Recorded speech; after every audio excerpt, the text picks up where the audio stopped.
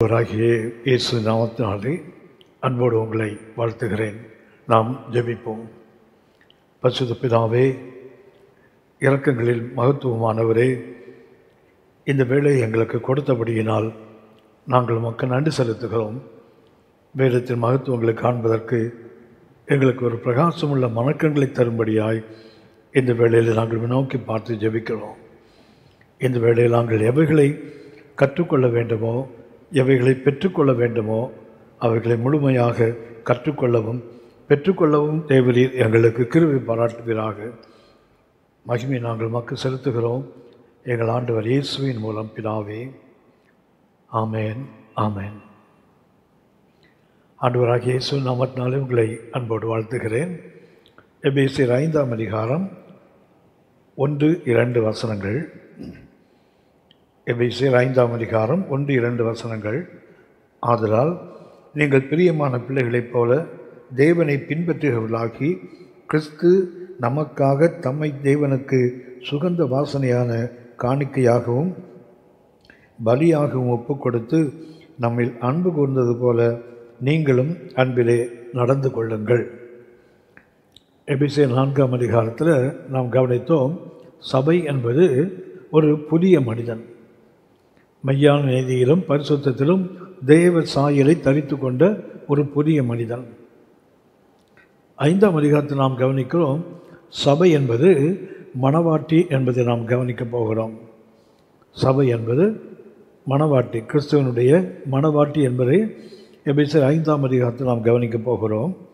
இதில் எபேசியர் 5ஆம் அதிகாரம் 1 முதல் 17 வசனங்களில் நாம் கவனிக்கின்ற ஒன்று பரிசுத்த நடை. கிறிஸ்துவுக்கு மணவாட்டியாக இருக்க வேண்டுமானால், சபை கிறிஸ்துவனுடைய மணவாட்டியாக இருக்க வேண்டுமானால் அவருடைய நடை பரிசுத்தமாக இருக்க வேண்டும். இந்த நடை என்பதற்கு பயன்படுத்துகின்ற ஒரு கிரேக்க வார்த்தை இருக்குது. அந்த கிரேக்க வார்த்தையின் அர்த்தம் என்னவென்றால் டு லிவ் என்ற அர்த்தம்.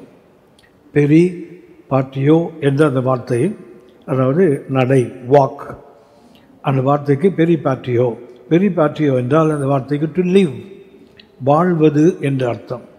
ஆகவே கிறிஸ்துவுக்கு மணவாட்டியாக சபை இருக்க வேண்டுமானால் சபை ஒரு பரிசுத்த நடை உள்ள ஒரு அனுபவம் தேவை.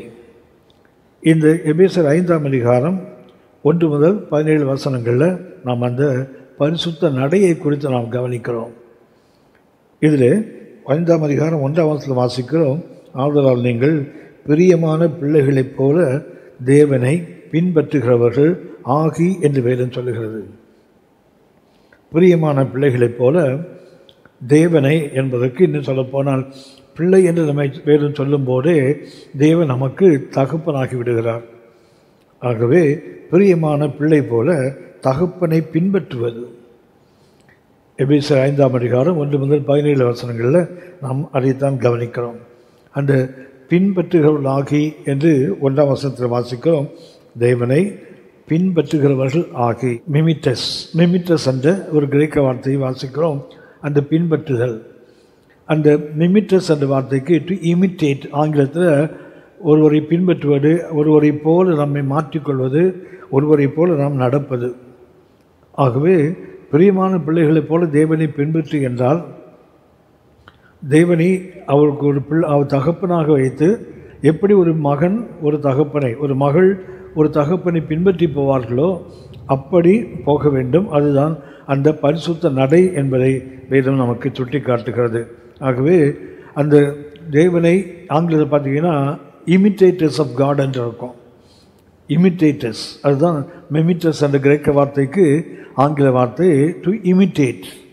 அவரை போல மாறுவது, அவரை போல வாழ்வது, அவரை போல நடப்பது, அவரை போல வாழ்வது. இதுதான் ஆண்டவர் இயேசுவை பார்த்தீங்கன்னா அவருடைய வாழ்க்கையிலிருந்து நாம் கற்றுக்கொள்ள வேண்டிய பாடம் என்னவென்றால் அவரை போல பேசுவது, அவரை போல நடப்பது, அவரை போல வாழ்வது.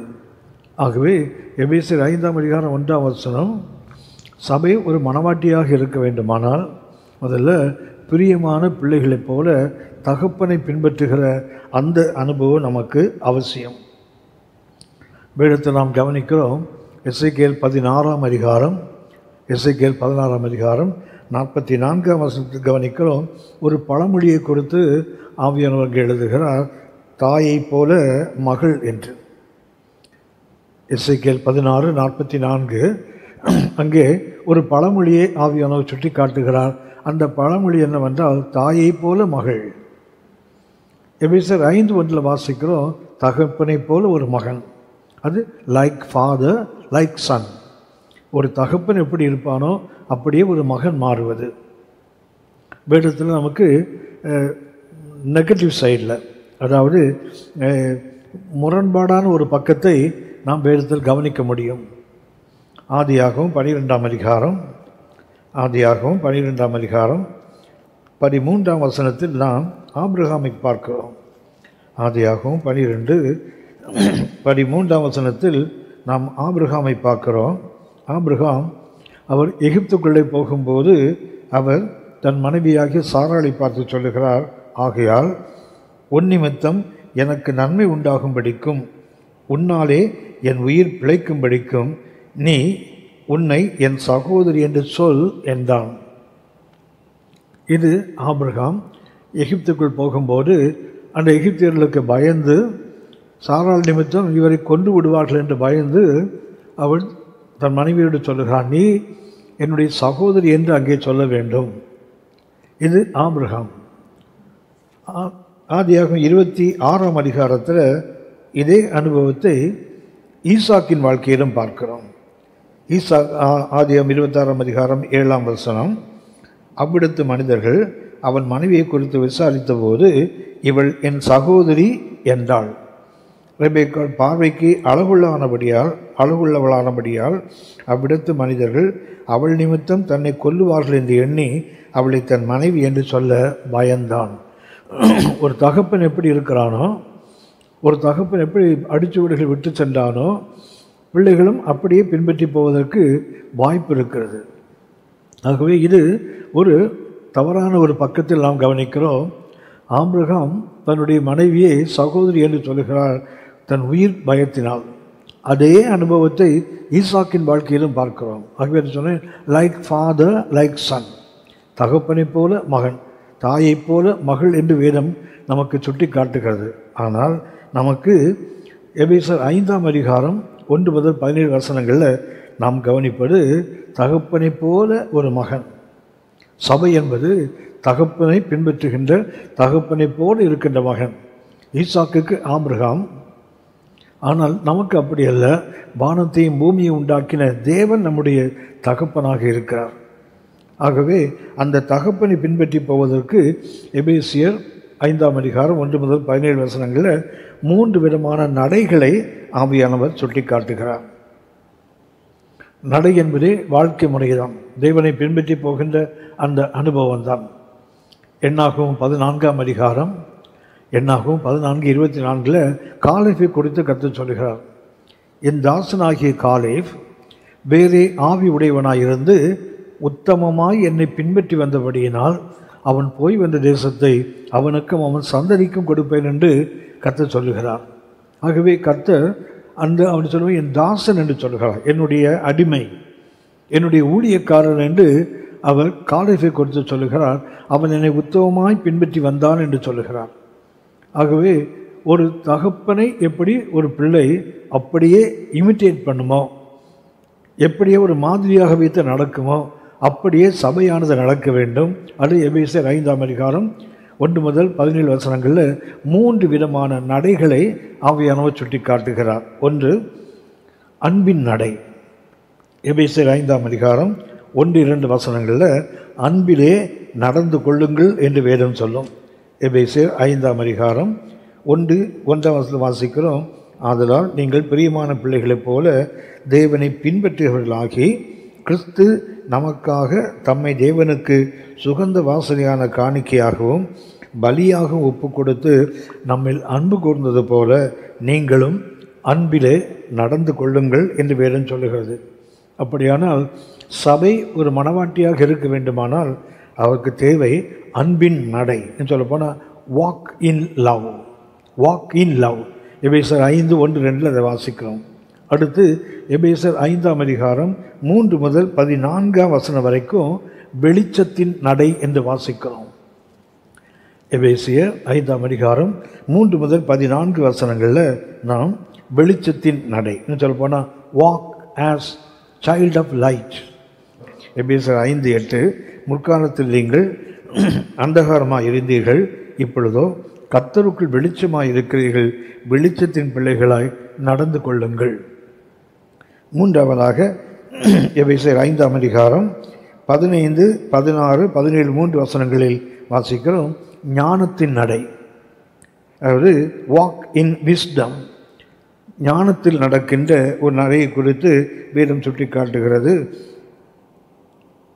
15ஆம் வசனம் எபேசியர் 5:15 ஆனபடியினாலே நீங்கள் ஞானமற்றவர்களைப் போல நடவாமல் ஞானமுள்ளவர்களைப் போல கவனமாய் நடந்து கொள்ள பார்த்து. ஆகவே எபேசியர் 5ஆம் அதிகாரம் சபையை கிறிஸ்துவனுடைய மணவாட்டி என்று வேதம் சுட்டி காட்டுகிறது. நாம் ஏற்கனவே கவனித்திருக்கிறோம்.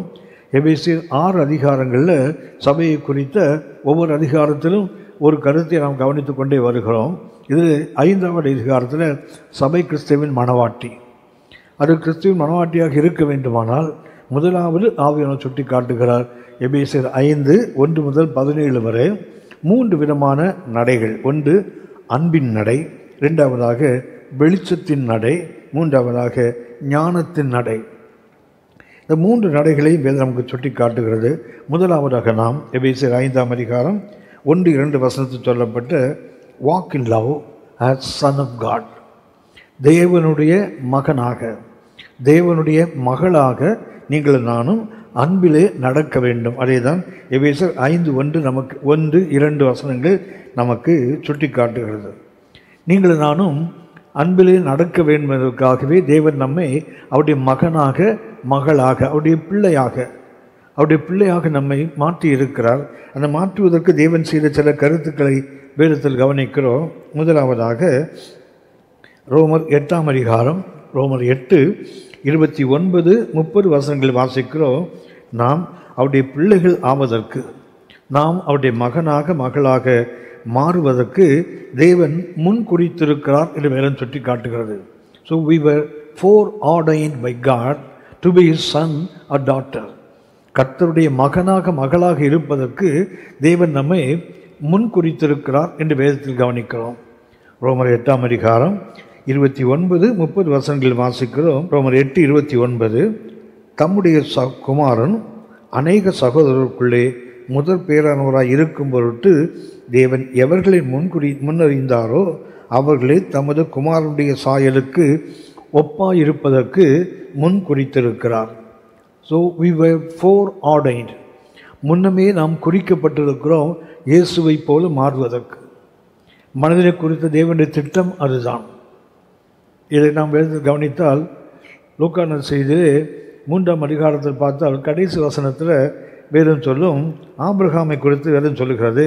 அந்த வம்ச வரலாறு எழுதி கொண்டு வரும்போது ஆவியானவர் சுட்டி காட்டுகிறார். லூக்கா 3ஆம் அதிகாரத்தில் ஆண்டவர் இயேசு ஞானஸ்நானம் பெற்று கரையேறின பிறகு அவருக்கு வந்து அந்த வம்சத்தை சொல்லிக்கொண்டே வருகிறார். சொல்லும்போது 38ஆம் வசனம், லூக்கா 3ஆம் அதிகாரம் 38ஆம் வசனம், ஏனோஸ் சேத்தின் குமாரன், சேத் ஆதாமின் குமாரன், ஆதாம் தெய்வனால் உண்டானவன் என்று தமிழில் வாசிக்கிறோம். ஆங்கிலத்தில் ஆடம் சன் ஆஃப் காட். எப்படி ஏனோஸ் சேத்தின் மகனோ, எப்படி சேத் ஆதாமின் மகனோ, அப்படியே ஆதாம் தேவனுடைய மகன். ஆகவே தான் தமது சாயல் தமது ரூபத்தில் ஆதாமை படைத்தாரே. அவருடைய சாயலுடைய ரூபம் இருக்கணும், அவருடைய பிள்ளையாகவே தான் அவனை படைக்கிறார். ஆகவே தேவனுடைய நோக்கம் அவரை தன்னுடைய மகனாக மாற்றுவது தான். முழு மனிதகுலமும் அவருக்கு மகனாக இருக்க வேண்டும் என்பதுதான் தேவனுடைய விருப்பம். ஆகவே தேவன் foreordained, முன் குறித்திருக்கிறார். இந்த இயேசுவின் சாயலுக்கு ஒப்பாக நீங்கள் நானும் மாறுவது தேவனுடைய திட்டம். அதற்காக தேவன் செய்கின்றதை ரோமர் 8ஆம் அதிகாரம் 30ஆம் வசனத்தில் வாசிக்கிறோம். ஒரு செயின் ஆஃப் ஆப்ரேஷன்ஸ், அதாவது ஒரு சங்கிலி தொடர் போல சில காரியங்களை வேதம் சுட்டி காட்டுகிறது. எவர்களை முன்குறித்தாரோ, கர்த்தர் முதலில் முன்குறித்து விட்டார். ஒவ்வொருவரும் இயேசு போல மாற வேண்டும். அந்த எவர்களை முன்குறித்தாரோ அவர்களை அழைத்தும் இருக்கிறார். முன்குறித்து விட்டார், அடுத்து அழைக்கிறார். அடுத்தது எவர்களை அழைத்தாரோ அவர்களை நீதிமான்கள் ஆக்கியும் இருக்கிறார். எவர்களை நீதிமான்கள் ஆக்கினாரோ அவர்களை மகிமைப்படுத்தியும் இருக்கிறார். தேவனுடைய திட்டம் நீங்கள் தானும் அவருடைய மகளாக இருப்பது. அந்த திட்டத்தின்படி முதல்ல முன்குறிக்கிறார், அப்புறம் அழைக்கிறார், அடுத்து அவர்களை நீதிமான்கள் ஆக்குகிறார், அடுத்து அவர்களை மகிமைப்படுத்துகிறார். ஸோ படிப்படியாக தேவன் உயர்த்தி கொண்டு வருகிறார். ஏனென்றால் நீங்களும் நானும் ஒவ்வொரு கர்த்தருடைய பிள்ளையும் இயேசுவை போல மாறுவது அவருடைய நோக்கம். ஆகவே நீங்களும் நானும் அவருடைய அன்பிலே நடந்து கொள்ள வேண்டுமானால் முதலாவது walk in love as son of God, தேவனுடைய மகனாக அந்த அன்பிலே நடந்து கொள்ள வேண்டும். அதைத்தான் எபேசியர் 5:1 1-2 வசனங்கள் வாசிக்கிறோம். இரண்டாவதாக 2 பேதுரு 1 நீங்கள் நானும் மகளாக இருக்க வேண்டுமானால் 2 பேதுரு 1 3-4 வசனங்கள் வாசிக்கிறோம். தம்முடைய மகிமையினாலும் காருண்யத்தினாலும் நம்மை அழைத்தவரை அறிகிற அறிவினாலே, தம்முடைய மகிமையினாலும் காருண்யத்தினாலும் நம்மை அழைத்தவரை அறிகிற அறிவினாலே ஜீவனுக்கும் தேவ பக்திக்கும் வேண்டிய யாவற்றையும் அவருடைய திவ்ய வல்லமை நமக்கு தந்தருளினதும் இன்றி என்று வேதம் சொல்லுகிறது. அவருடைய மகிமையினாலும் அவருடைய காருண்யத்தினாலும் நம்மை அழைக்கும் போதே வேதம் சுட்டி காட்டுகிறது இந்த ஜீவனுக்கும், அதாவது உலக வாழ்க்கைக்கும், அடுத்தது தேவ பக்திக்கும், ஆவிக்குரிய வாழ்க்கைக்கும்.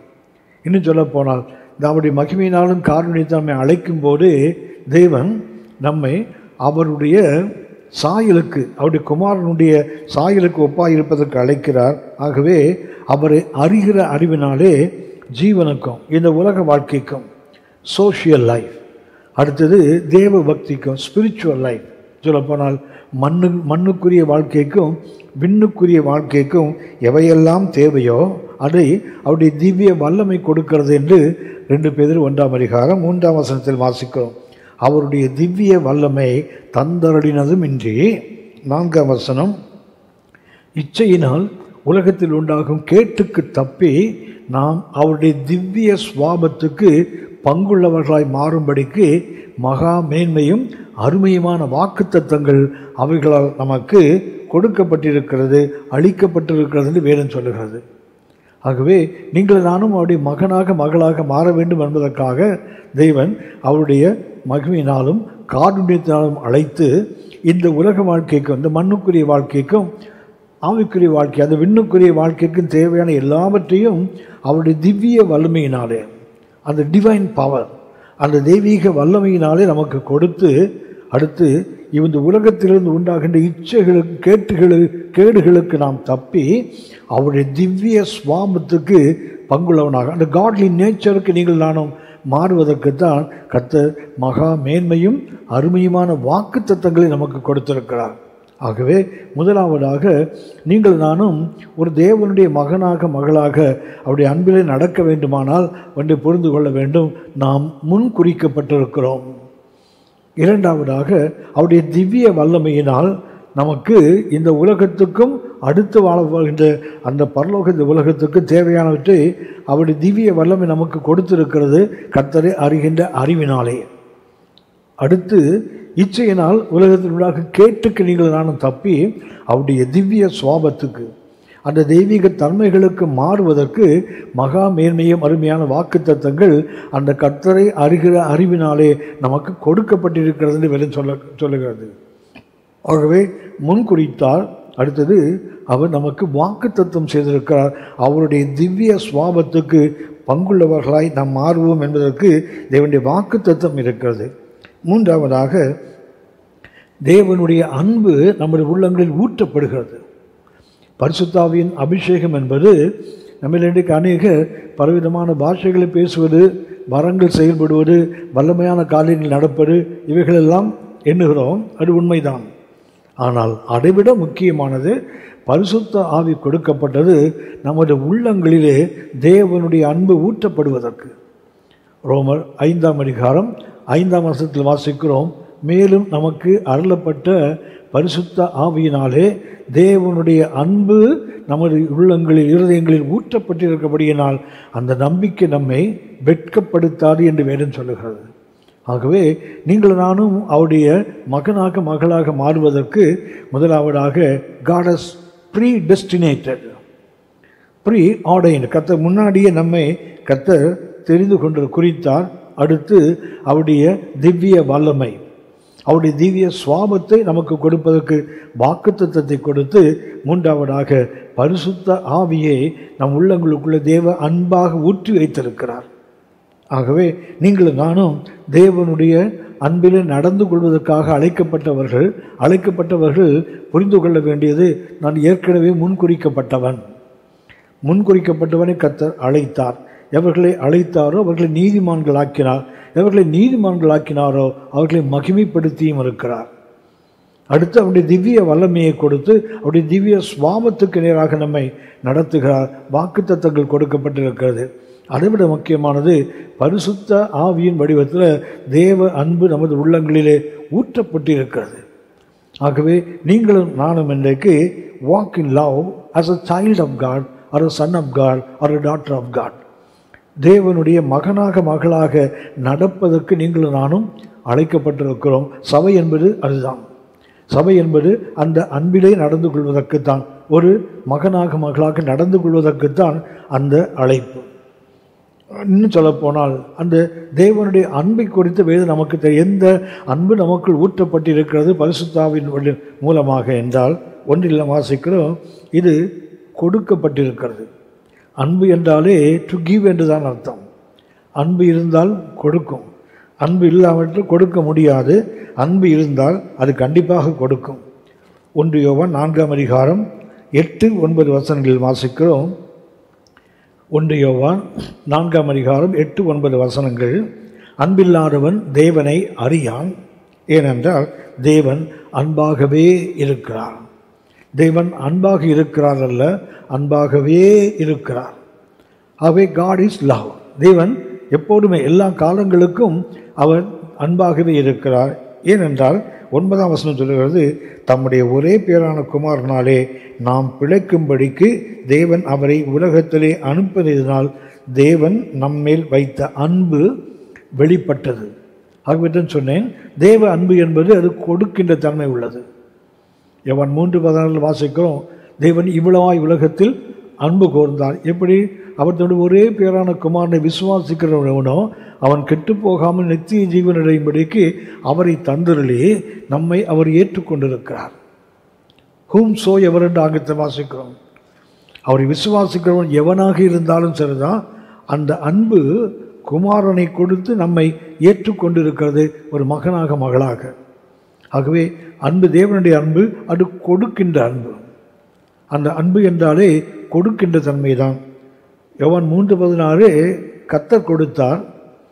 1 யோவான் 3:16 வாசித்தால் ஆண்டவர் இயேசு தன் ஜீவனை கொடுத்தார் என்று வேதம் சொல்லுகிறது. எபிரேயர் 9:14 வாசிக்கிறோம், ஆவியானவர் இயேசுவை சிலுவையிலே நமக்காக ஒப்பு கொடுத்தார் என்று வேதம் சுட்டி காட்டுகிறது. நமக்கு கொடுப்பதற்கு செயல்படுவதில் வேதம் நமக்கு சுட்டி காட்டுகிறது. ஆகவே தேவனுடைய அன்பு என்பது அது கொடுக்கின்ற தன்மை உள்ளது.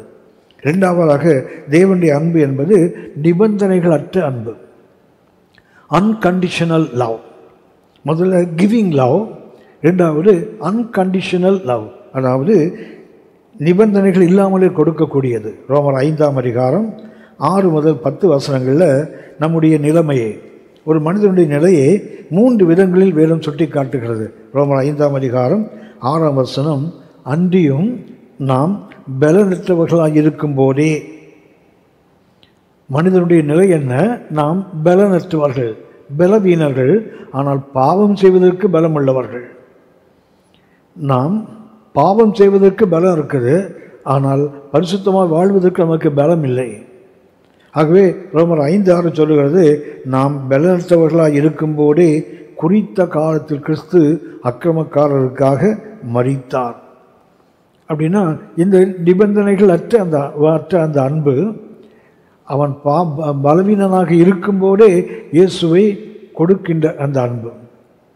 8 வாசிக்கிறோம், நாம் பாவிகளாய் இருக்கையில் கிறிஸ்து நமக்காக மரித்ததினாலே தேவன் நம்மையில் வைத்த அன்பை விளங்க பண்ணுகிறார். ஆகவே ரெண்டாவது, அந்த அன்கண்டிஷனல் லவ் முதல்ல பலவீனன் என்று நம்மை தள்ளாமல் அவருடைய குமாரன் நமக்காக சிலுவையில் ஒப்பு கொடுத்தார். இரண்டாவதாக, நாம் பாவிகளாய் இருக்கையில் கிறிஸ்து நமக்காக மரித்ததினாலே தேவன் நம்மையில் வைத்த தமது அன்பை விளங்க பண்ணுகிறார். ரெண்டாவது, நாம் ஒன்று பலவீனன், ரெண்டாவது பாவி. 10ஆம் வசனத்தில் வாசிக்கிறோம், ரோமர் 5:10, நாம் தேவனுக்கு சத்துருக்களாய் இருக்கையில் அவருடைய குமாரனின் மரணத்தினாலே அவருடனே ஒப்புரவாக்கப்பட்டோமானால் ஒப்புரவாக்கப்பட்ட பின் நாம் அவருடைய ஜீவனாலே ரட்சிக்கப்படுவது அதிக நிச்சயமாமே என்று வேதம் சொல்கிறது. ஆகவே அன்கண்டிஷனல் லவ், நிபந்தனைகளற்ற ஒரு அன்பு தேவனுடைய அன்பு. ஒன்று கொடுக்கின்ற அன்பு, ரெண்டாவதாக அது நிபந்தனைகள் இல்லாமலே கொடுக்கும். ஒரு நிபந்தனை இருந்து தான் கொடுப்பார்கள். ஆனால் கர்த்தருடைய அன்பு நிபந்தனை இல்லாமலே கொடுக்கிறது.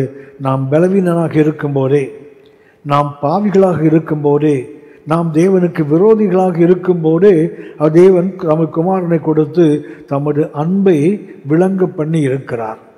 ஆகவே தேவனுடைய அன்பு ஒன்று அன்கண்டிஷனல் லவ். மூன்றாவதாக கவனிக்கிறோம், இம்மெஷரபிள் லவ், அளவிட முடியாத. அது மிக அந்த அன்பினுடைய அளவை நாம் புரிந்து கொள்வது மிக கடினமான ஒன்று. எபேசியர் 3ஆம் அதிகாரம்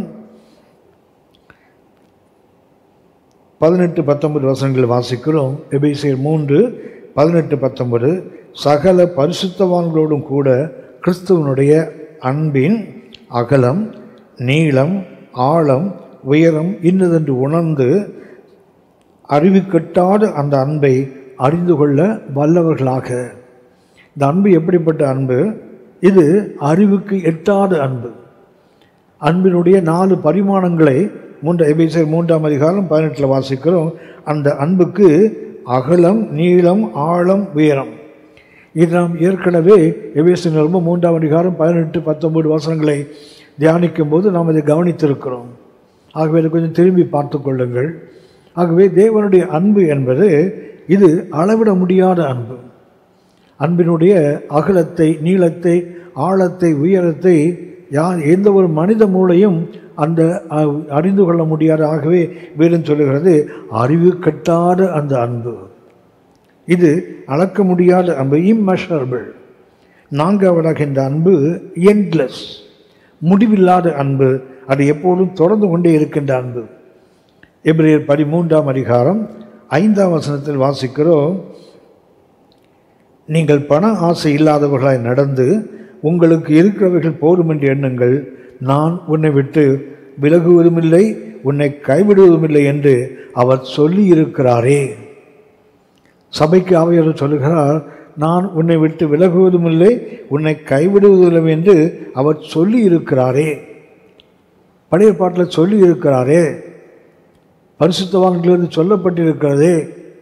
ஆகவே அந்த அன்பு முடிவில்லாத அன்பு, எந்த காலத்திலும் நம்மை விட்டு அகலாத அன்பு. சிம்சோன் தவறுகளுக்கு மேல் தவறு செய்து கொண்டே வருகிறார்.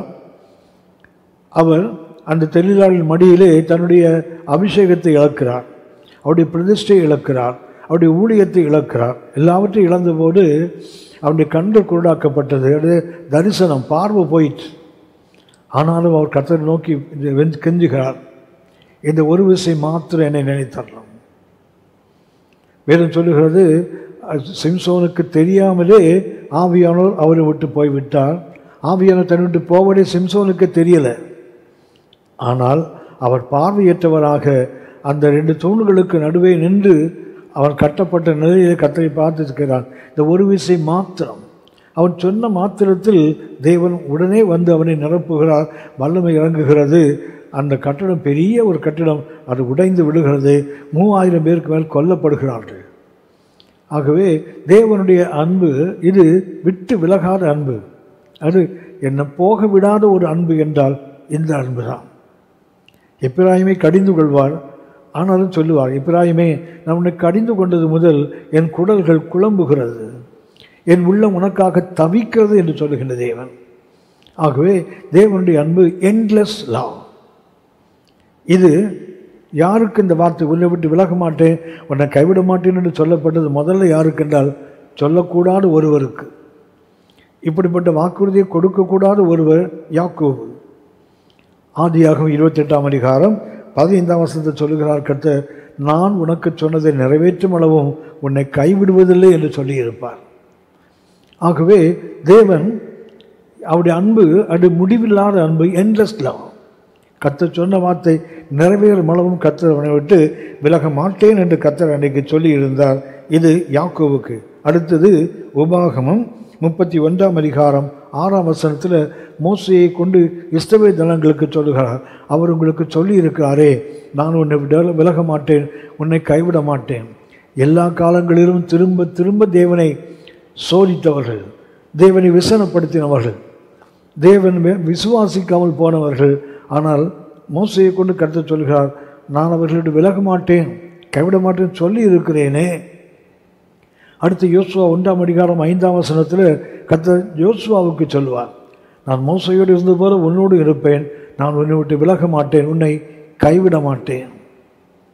1 நாளாகமும் 28:20 வாசிக்கிறோம். தாவீது சாலமோனுக்கு சொல்லுகிறார், நீ கர்த்தருடைய ஆலயத்தை கட்டி தீர மட்டும், இந்த காரியத்தை நீ செய்து முடிக்க மட்டும் அவர் உண்டு விலக மாட்டார், உன்னை கைவிட மாட்டார்.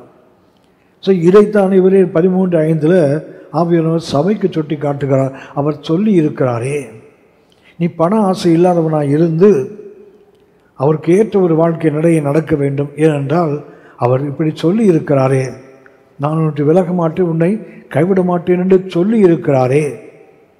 ஆகவே வேதம் சுட்டி காணவுடைய அன்பு என்ன? என்லெஸ் லவ், முடிவில்லாத அந்த அன்பு. மத்தேயு 28ஆம் அதிகாரம் 20ஆம் வசனத்தை கர்த்தர் சொல்கிறார், இந்த உலகத்தின் முடிவு பரியந்தம் நான் உங்களோடு இருப்பேன் என்று சொல்லியிருக்காரு. எல்லா காலங்களிலும் நம்மோடு கூட இருக்கிறவர். அந்த அன்பு நம்மை விட்டு அது விலகாத ஒரு அன்பு, அது மகிமையான அன்பு.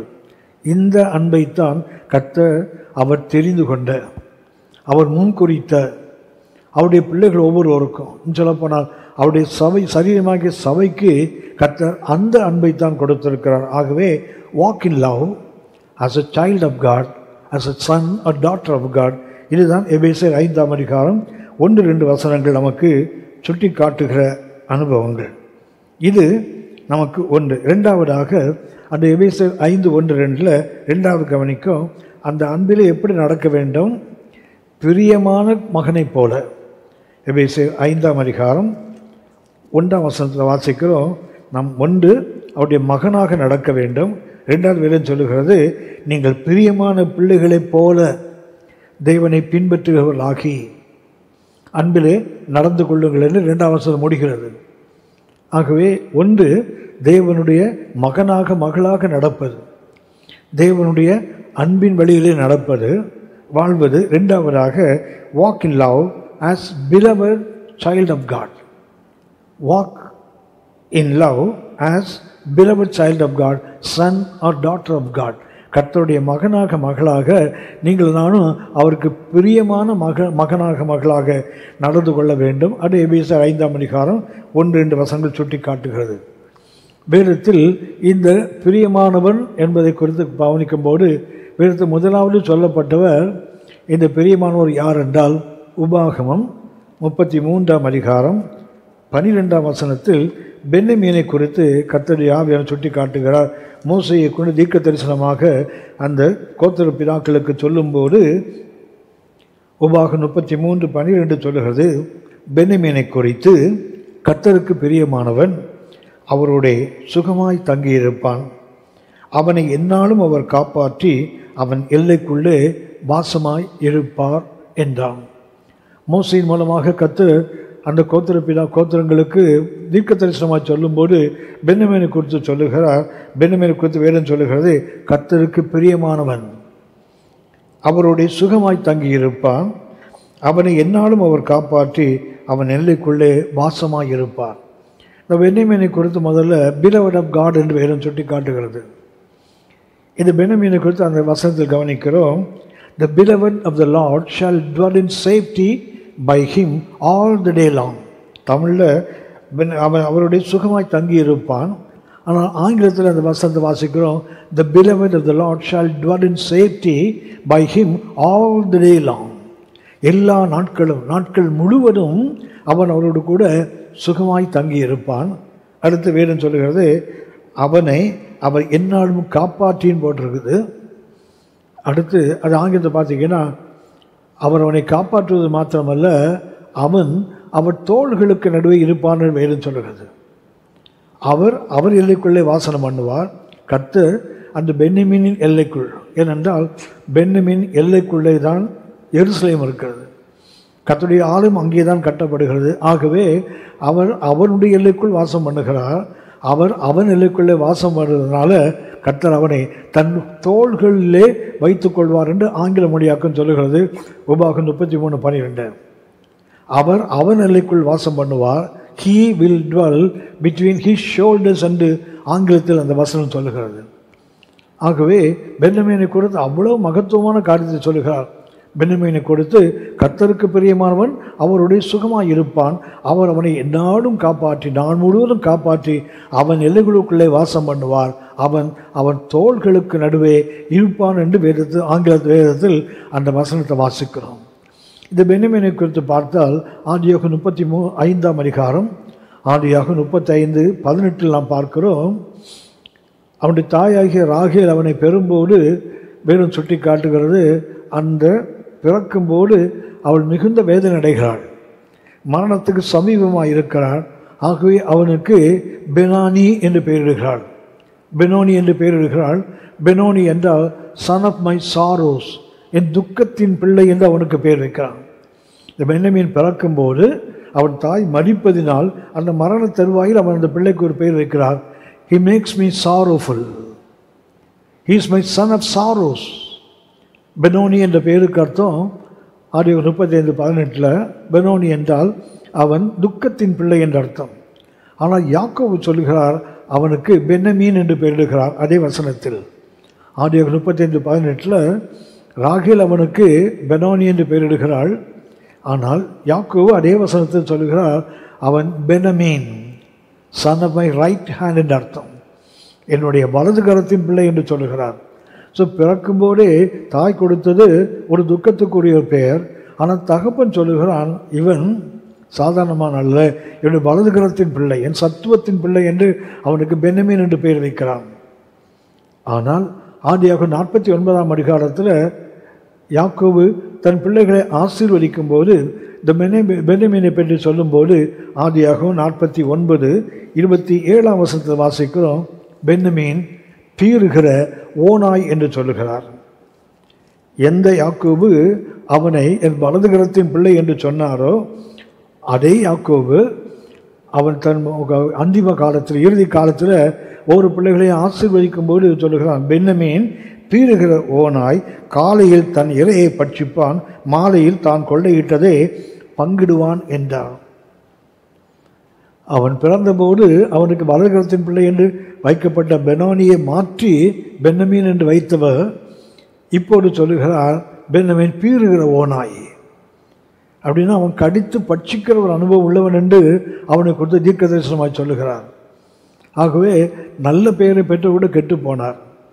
ஆனால் உபாகம் 33:12 கோத்திரங்களை மறுபடியும் தீர்க்க தரிசனமாக சொல்லும்போது மோசையை கொண்டு கர்த்தர் சொல்லுகிறார், பென்யமீன் beloved of God, பென்யமீன் கர்த்தருக்கு பிரியமானவன்.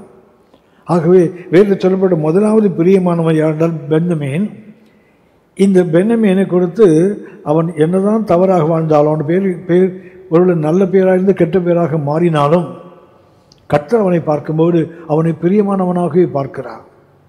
ஆகவே நீங்களும் நானும் இன்றைக்கு beloved of God என்றால் நீங்களும் நானும் தேவனுக்கு பிரியமான ஒரு மகனாக மகளாக இன்னைக்கு அன்பிலே நடந்து கொள்ள வேண்டும் என்றால் நாம் ஒருவேளை அந்த பென்யமீனை போல பீறுகிற ஓனாயாக இருந்திருக்கலாம், அல்லது அந்த பெனானி என்று நாம் துக்கத்தின் பிள்ளையாக வருத்தத்தை உண்டாக்குகிறவனாக இருந்திருக்கலாம். ஆனால் கர்த்தருடைய கிருபை உங்களை என்னை beloved of God என்று சுட்டி காட்டுகிறது. ஆகவே நீங்கள் நானும் கர்த்தருக்கு பிரியமான மகனைப் போல மகளைப் போல நடக்க வேண்டும் என்று எபேசியர் 5ஆம் அதிகாரம் 1 வாசிக்கிறோம். நீங்கள் தேவனுக்கு பிரியமான பிள்ளைகளைப் போல என்று வேதம் சொல்லுகிறதே. வேதத்தில் இன்னும் ஒரு பழைய ஏற்பாட்டில் இன்னும் ஒரு பிரியமானவரை பார்க்கிறோம். தானியேலின் புத்தகம் 9ஆம் அதிகாரம் 23ஆம் வசனத்தில் வாசிக்கிறோம். தானியேல் மிகவும் பிரியமானவர். தானியேல் மிகவும் பிரியமானவர் என்று சொல்லுகிறது வேதம். தானியேல் புத்தகத்தில் மாத்திரம் 3 முறை தானியேலே பிரியமானவன் என்று சொல்லுகிறது. தானியேல் 9:23 தானியேல் நீ மிகவும் பிரியமானவன். இரண்டாவது 10ஆம் அதிகாரம் 11ஆம் வசனம், அடுத்து 10ஆம் அதிகாரம் 19ஆம் வசனம். தானியேல் 10ஆம் அதிகாரம் 11, தானியேல் 10ஆம் அதிகாரம் 19. இந்த 2 வசனங்களிலும் தானியேலை கொடுத்து நீ பிரியமானவன் பிரியமானவன். ஆனால் தானியேல் 9:23 நீ மிகவும் பிரியமானவன். ஏனென்றால் அவனை குறித்து வேதம் சொல்லுகிறது தேவனுக்காக நிற்கிறவன், தேவனுக்காக எப்படிப்பட்ட பாடுகளை ஏற்றுக்கொண்டு நின்றவர். அடுத்து ஒரு பிரியமானவரை பார்க்கிறோம். யோவான் எழுதின 3வது நிருபத்தில் காயு என்று ஒருவரை கொடுத்து பார்க்கிறோம்.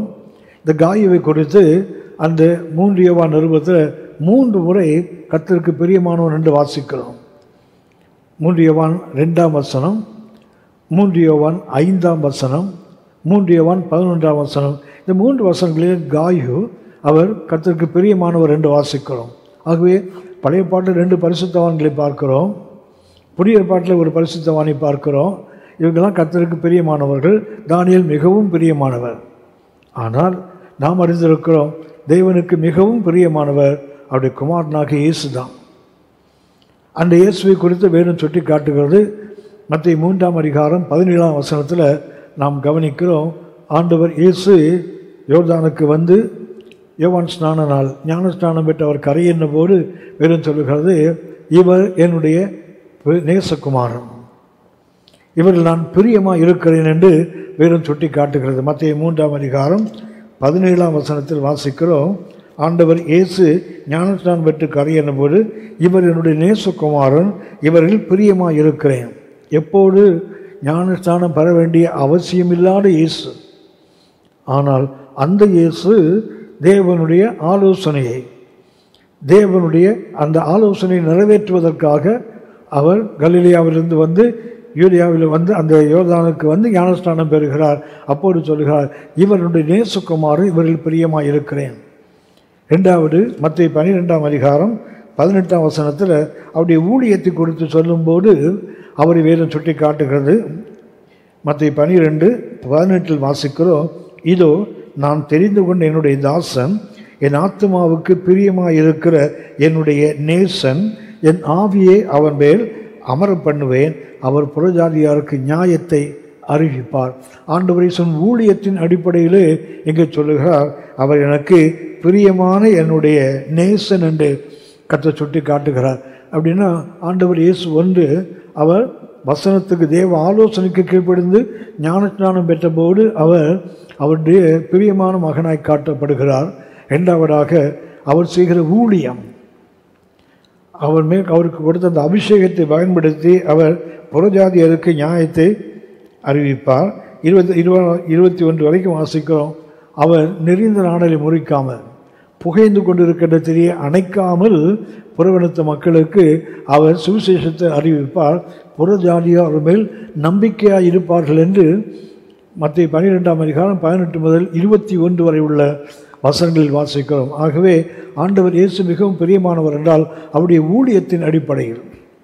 மூன்றாவதாக மத்தேயு 17ஆம் அதிகாரம் 5ஆம் வசனத்தில் வாசிக்கிறோம். அவர் மறுரூபமான போது மேலும் சுட்டி காட்டுகிறது. அவன் பேசுகையில் இதோ ஒளியுள்ள ஒரு மேகம் அவர்கள் மேல் நிழலிட்டது. இவர் என்னுடைய நேசகுமாரன், இவரில் பிரியமாயிருக்கிறேன், இவருக்கு செவி கொடுங்கள் என்று அந்த மேகத்திலிருந்து ஒரு சத்தம் உண்டாயிற்று. ஆண்டவர் இயேசு மற்றவர்கள் செவி கொடுக்கப்பட வேண்டியவர் என்று வேறும் சுட்டி காட்டுகிறது. அவருடைய சத்தத்துக்கு, அவருடைய குரலுக்கு மனிதர்கள் செவி கொடுக்க வேண்டும் என்று தேவன் அவரை அவர் பிரியமான நேசகுமாரன் என்று சொல்லுகிறார். இவருக்கு செவி கொடுங்கள், ஏனென்றால் இவர் என்னுடைய நேசகுமாரன், இவரில் பிரியமாக இருக்கிறேன். ஆண்டவர் இயேசு 3 முறை அவருக்கு பிரியமான குமாரன், நேசகுமாரன் என்று சுட்டி காட்டுகிறார். ஒன்று அவர் கீழ்ப்படிந்த போது, இரண்டாவதாக அவர் வேத வசனத்தின்படியே ஏசாயா தீர்க்கதரிசி மூலமாய் சொல்லப்பட்ட அதே தீர்க்க தரிசனத்தின் நிறைவேறுதலாக ஊழியம் செய்தபோது, மூன்றாவதாக அவர் மறுரூபமான போது தேவன் சொல்லுகிறார். ஆகவே beloved of God என்றால் ஆண்டவர் இயேசு எல்லாரை பார்த்திலும் உயர்ந்தவராக காணப்படுகிறார். பென்யமீனை குறித்து வேதம் சொல்லுகிறது, தானியேலை குறித்து வேதம் சொல்லுகிறது, காயுவை குறித்து புதிய ஏற்பாட்டு பரிசுத்தவான் காயுவை குறித்து வேதம் சொல்லுகிறது. ஆனால் ஆண்டவர் இயேசு அவருக்கு பிரியமான நேசகுமாரன். இந்த நிலைக்கு நீங்கள் நானும் வருவது தான் தேவனுடைய விருப்பம். ஆகவே தான் எபேசியர் 5:1 வாசிக்கிறோம், நீங்களும் நானும் அவருடைய பிரியமான பிள்ளையாக சொல்லப்போனால் as beloved son of God எப்படி நடந்து கொள்ள வேண்டுமாம்? அன்பிலே அவருக்கு பிரியமான மகனாக, பிரியமான குமாரனாக, குமாரத்தியாக நடந்து கொள்ள வேண்டும். அது தேவனுடைய எதிர்பார்ப்பு.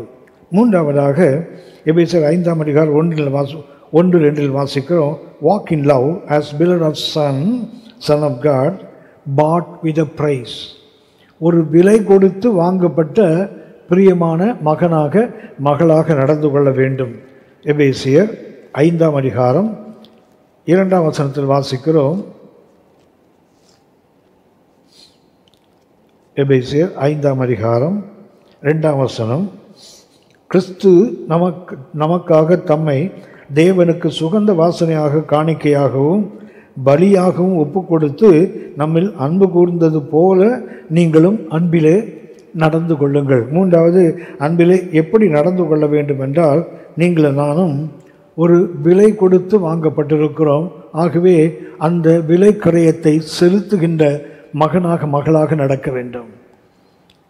நீங்களும் நானும் ஒரு விலை கொடுத்து வாங்கப்பட்டவர்கள்.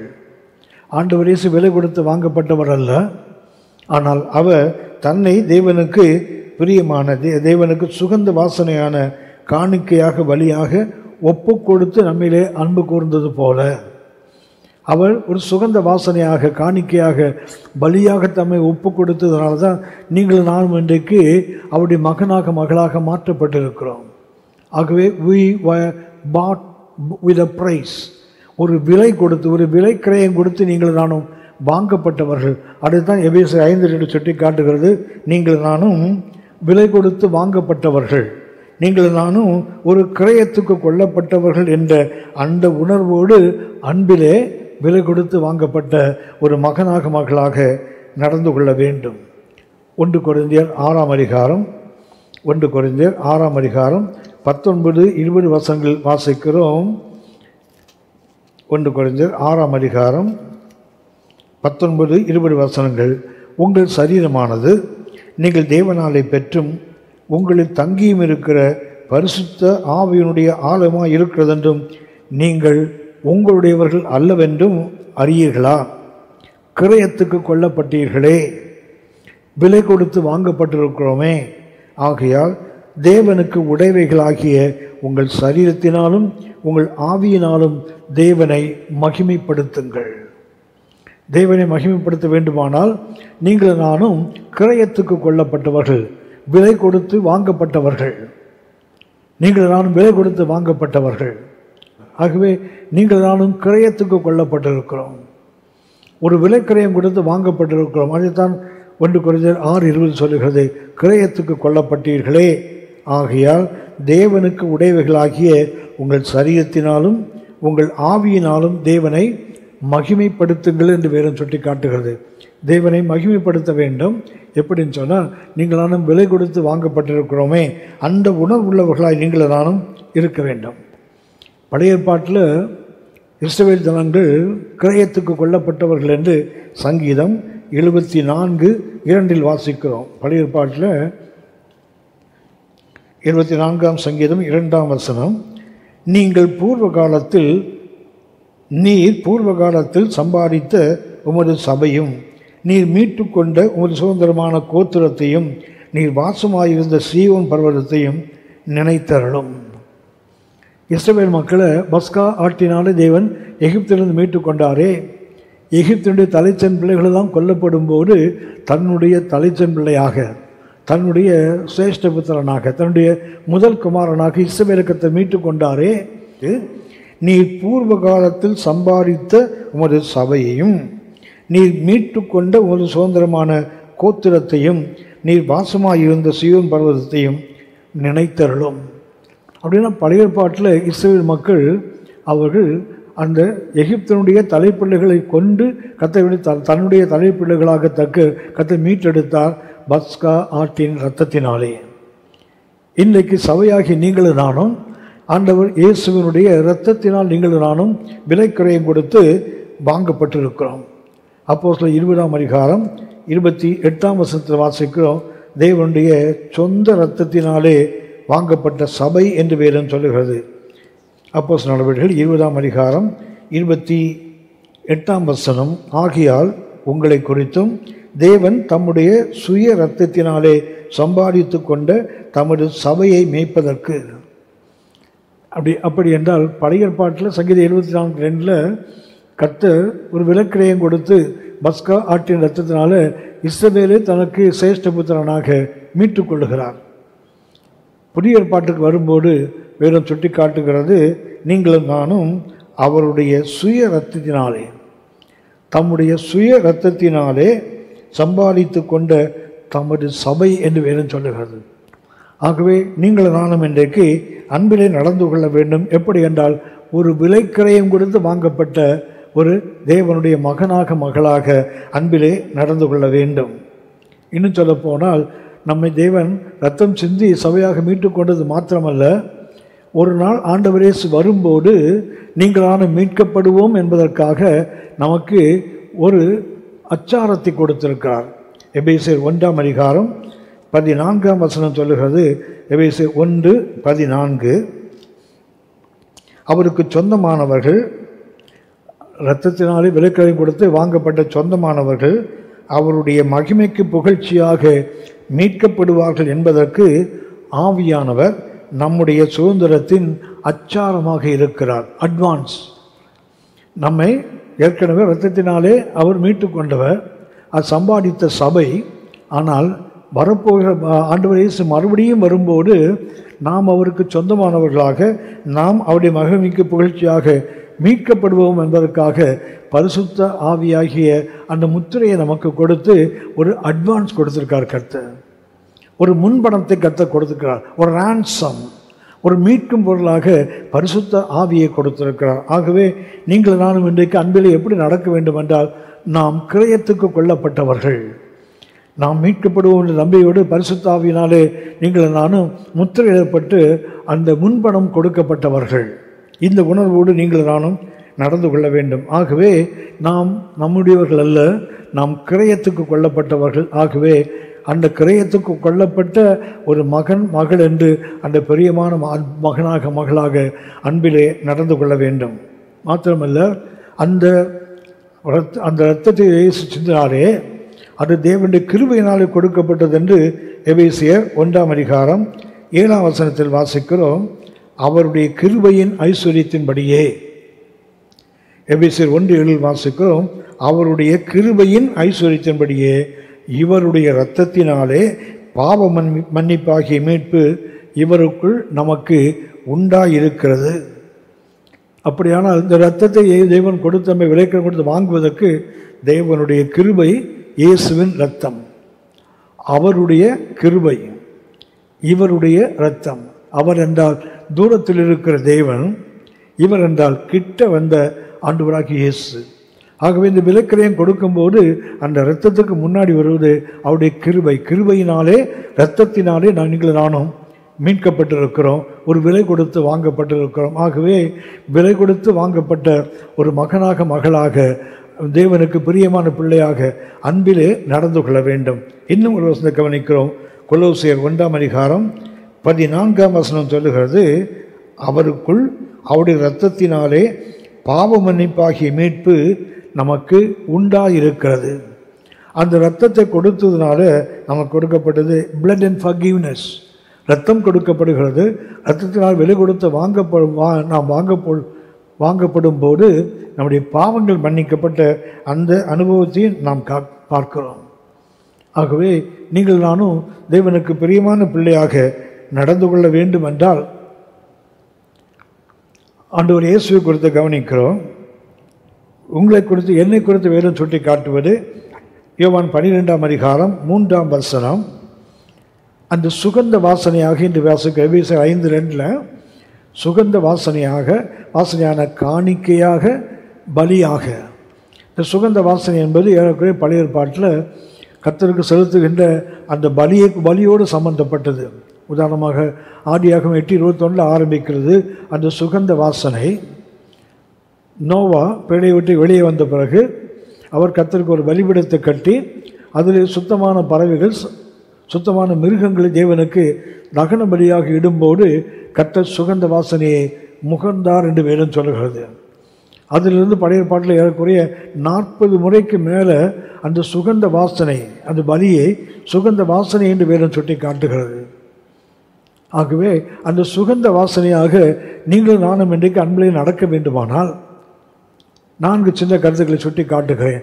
எப்படி அந்த வாசனை வெளிப்படுத்த முடியும், சுகந்த வாசனையை வெளிப்படுத்த முடியும் என்றால், யோவான் நற்செய்தி 12ஆம் அதிகாரம் 3ஆம் வசனம், மரித்து உயிர்த்தெழுந்த லாசரு வீட்டிலே ஆண்டவர் இயேசுவுக்கு விருந்து செய்யும் போது அங்கு வேதம் சொல்லுகிறது,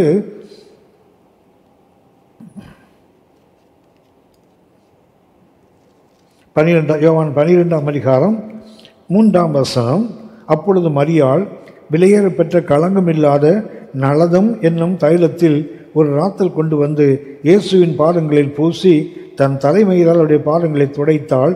அந்த வீடு முழுவதும் தைலத்தின் பரிமளத்தால் நிறைந்திருந்தது. ஒரு சுகந்த வாசனையாக காணிக்கையாக பலியாக நம்மை ஒப்பு கொடுக்க வேண்டுமானால் முதலாவது அர்ப்பணிப்பு. அவள் அதை எதற்கு வைத்திருக்கிறாள்? ஆண்டவர் இயேசு சொல்லுவார், பின்னாடி சொல்லுகிறார், தன்னுடைய மரணத்துக்கு பின்பாக அந்த சரீரத்தில் பூசுவதற்கு அவள் அதை வைத்திருந்தாள் என்று வேதம் சொல்லுகிறது. ஆகவே அவள் தன்னுடைய எல்லாவற்றையும் சப்மிஷன் அர்ப்பணிக்கின்ற அனுபவம் இந்த சுகந்த வாசனையான காணிக்கை பலி என்பதற்கு ஒரு அர்த்தம். இது சப்மிஷன், நம்மை அர்ப்பணிப்பது, நம்முடைய எல்லாவற்றையும் தேவனுக்கு அவருடைய பாதத்தில் கொண்டு போய் அதை அர்ப்பணிப்பது. இரண்டாவதாக எபேசியர் 5:2 வாசிக்கிறோமே, அவர் சுகந்த வாசனையாக காணிக்கையாக பலியாக. இரண்டாவதாக சாக்ரிஃபைஸ், தியாகம் செய்வது, அது சுகந்த வாசனை. மூன்றாவதாக பிலிப்பியர் 4ஆம் அதிகாரம் 18ஆம் வசனத்தில் பரிசுத்த பவுல் சொல்லுகிறார், அவருக்கு கொடுக்கப்பட்ட அந்த காணிக்கையை. 4ஆம் அதிகாரம் 18ஆம் வசனம், எல்லாம் எனக்கு கிடைத்தது, பரிபூர்ணமும் உண்டாயிருக்கிறது, உங்களால் அனுப்பப்பட்டவைகளை சுகந்த வாசனையாகவும் தேவனுக்கு பிரியமான உகந்த பலியுமாக எப்பாப்பிரத்துவின் கையில் வரப்பெற்று கொண்டபடியினால் நான் திருப்தி அடைந்திருக்கிறேன். அந்த பிலிப்பி சபைக்கு அவர் பிலிப்பி சபைக்கு சுட்டி காட்டுகிறார், நீங்கள் எனக்கு கொடுத்தீங்கள காணிக்கை, அந்த காணிக்கை எப்படிப்பட்டது என்றால் அது சுகந்த வாசனையான ஒரு காணிக்கை என்று சொல்கிறார். தேவனுக்கு பிரியமான உகந்த பலியாக அடுத்து சொல்லுகிறார், உங்களால் அனுப்பப்பட்டவைகள் சுகந்த வாசனை. ஆகவே நமது பொருளால் ஊழியர்களை தாங்குவது, ஊழியங்களுக்கு கொடுப்பது, அது சுகந்த வாசனை என்று வேதம் சொல்லுகிறது. 2 கொரிந்தியர் 2ஆம் அதிகாரம் 15ஆம் வசனம் நாம் செய்கிற ஊழியங்களை குறித்து வேதம் சுட்டி காட்டுகிறது. 2 கொரிந்தியர் 2ஆம் அதிகாரம் 15ஆம் வசனம், ரட்சிக்கப்படுகிறவர்களுக்குள்ளேயும் கெட்டுப்போகிறவர்களுக்குள்ளேயும் நாங்கள் தேவனுக்கு கிறிஸ்துவின் நற்கந்தங்களாக இருக்கிறோம். வாசனை கொடுக்கின்ற அது சுகந்த வாசனையாக இருக்கிறோம். யாருக்கென்றால் ரட்சிக்கப்படுகிறவர்களுக்கும் கெட்டுப்போகிறவர்களுக்கும் நடுவே. ஆகவே ரட்சிக்கப்படுவனுக்கும் கெட்டுப்போகிறவனுக்கும் அந்த நடுவில் இருப்பது சொல்லப்போனால் அந்த பிரிவினையை காட்டுவது யார் என்றால் அந்த டெட்லைனை, அந்த இறுதி வடிவத்தை காட்டுவது யார் என்றால் நாங்கள் என்று பரிசுத்த பவுல் சொல்லுகிறார். ஆகவே ஊழியம் செய்கிறவர்களை சுட்டி காட்டுகிறது. ஆகவே சுகந்த வாசனை காணிக்கை பலி என்றால் வேதத்தில் 1 யோவான் 12:3 வாசிக்கிறோம், இது தேவனுக்கு முழுவதுமாக அர்ப்பணித்தல். இரண்டாவதாக எபேசியர் 5:2 இயேசு தன்னை சுகந்த வாசனையாக காணிக்கையாக பலியாக ஒப்பு கொடுத்தார் என்றால் இது தியாகம், சாக்ரிஃபைஸ். முதல்ல சப்மிஷன், என்றது சாக்ரிஃபைஸ். மூன்றாவதாக பிலிப்பியர் 4:18 இது சப்ளை. நீங்கள் நானும் தேவ ஊழியங்களுக்கு கொடுக்கின்றவை அந்த சப்ளை, அது சுகந்த வாசனையான பலி என்று வேலை சுட்டி காட்டுகிறது.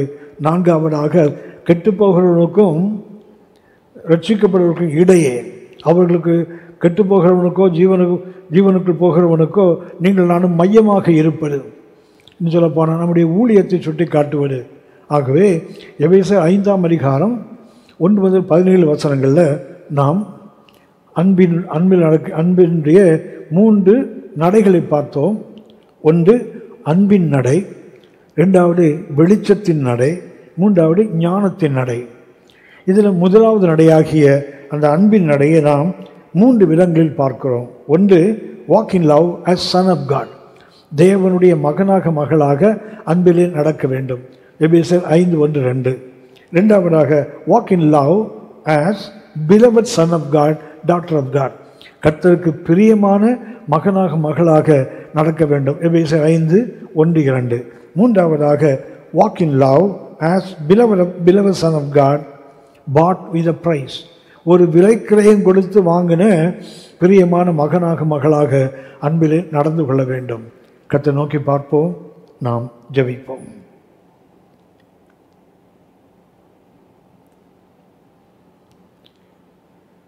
பரிசுத்த பிதாவே, உங்கள் குமாரனும் எங்கள் இரட்சகருமான இயேசுவின் நாமத்தினாலே உங்கள் அன்பை எங்களுக்கு விளங்க பண்ணினீங்களே. உங்கள் அன்பை நாங்கள் உணர்வதற்கு, அறிந்து கொள்வதற்கு கிருபை கொடுத்தீங்களே. எங்களை முன்குறித்து எங்களை மகிமைப்படுத்தி தகப்பனே, எங்களுக்கு உங்களுடைய ஆவியனும் அந்த அச்சாரத்தெல்லாம் கொடுத்து அந்த அன்பை எங்கள் உள்ளங்களுக்குள்ளே ஊற்றி தகப்பனே எங்களை அன்பு கொண்டீங்களே. அந்த அளவற்ற அன்புக்காக, அந்த எல்லையற்ற அந்த அன்புக்காக நாங்கள் மக்கள் நன்றி செலுத்துகிறோம். இப்படிப்பட்ட அன்பிலே நாங்களுடைய மனவாட்டியாகிய சபையாகிய நாங்கள் நடந்து கொள்ள எனக்கும் எங்களுக்கு வேண்டிய கிருபைகளை தருவீராக. மகிமையை நாங்கள் மக்கள் செலுத்துகிறோம் எங்கள் ஆண்டவர் இயேசுவின் மூலம் பிதாவே, ஆமென். கர்த்தர் உங்களை ஆசீர்வதிப்பாராக. ஆமென்.